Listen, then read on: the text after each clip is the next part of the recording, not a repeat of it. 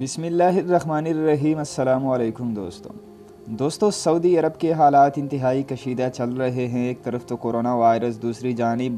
بغاوت کا خطرہ جسے محمد بن سلمان نے تو اٹھال دیا ہے، مگر محمد بن سلمان پھر بھی بڑی مصیبت میں پھنس چکے ہیں۔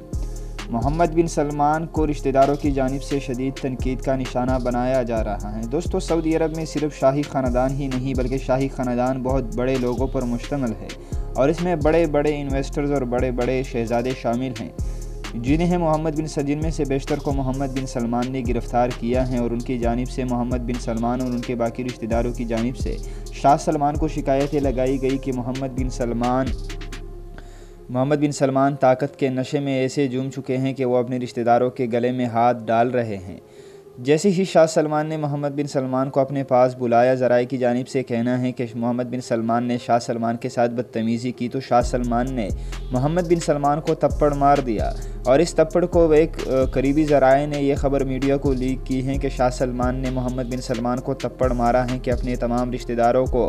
رہا کر دو اور ان سے دور رہو اور انہیں آئندہ کوئی نقصان مت پہنچاؤ۔ دوستوں، محمد بن سلمان کا تعلق شاہی خاندان سے ہے، اور شاہی خاندان بڑے بڑے شہزادوں پر مشتمل ہیں۔ محمد بن سلمان اس خاندان میں ایک چھوٹے شہزادے ہیں، ان کی اتنا بڑا ایک رتبہ بھی نہیں ہے، مگر اب وہ اپنی ولیعہد کی کرسی کی وجہ سے سب سے اوپر آ چکے ہیں، اور اس لیے کوئی ان کو کچھ بگاڑ نہیں سکتا۔